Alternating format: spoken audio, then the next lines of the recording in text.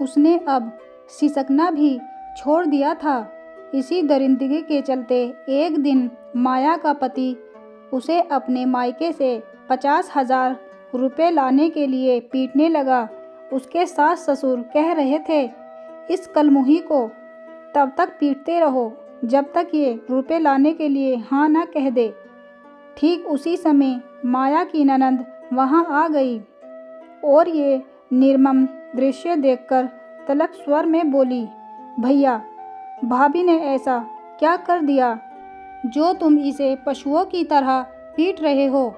दीपक माया को पीटते हुए बोला, ये आजकल जुबान चलाने लगी है। इसे अपने मायके से 50,000 रुपये लाने के लिए कहा तो ये कहने लगी कि मेरे बाप के घर में क्या रुपयों के पेड़ लगे हैं जो वो मुझे नोट तोड़ तोड़ कर दे देंगे। तभी दीपक माया को छोड़ अपनी बहन की ओर अचरज से देखते हुए बोला, अरे तू इसे छोड़ और ये बता तू अचानक कैसे चली आई। यह सुनकर माया ने एक पल के लिए सोचा और फिर बोली, भाई, तेरे जीजा जी ने मुझे भी मार पीट कर रुपए लाने के लिए घर से निकाल दिया। इतना सुनते ही दीपक दांत पीसते हुए बोला, मेरी बहन पर हाथ उठाने वालों को मैं कच्चा चबा जाऊंगा। चल तू मेरे साथ, अभी वापस चल। यह सुनते ही अंजू बोली, भैया, जब बहन की बारी आई तो तुम्हें कितनी पीड़ा हुई।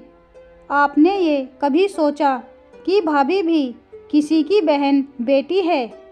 इसकी ये दशा देखकर क्या उनका खून नहीं खोलेगा। इतना सुनते ही दीपक के अंदर का राक्षस मानो मर गया और वह रोते हुए बोला, बहन, आज तुमने मेरी आंखें खोल दी। मैं आज तक अपने घर की लक्ष्मी को ही पीट पीट कर अपमानित कर रहा था। अंजू ने आगे बढ़कर जब प्यार से अपनी भाभी को गले से लगाया तो माया सिसक सिसक कर रोने लगी।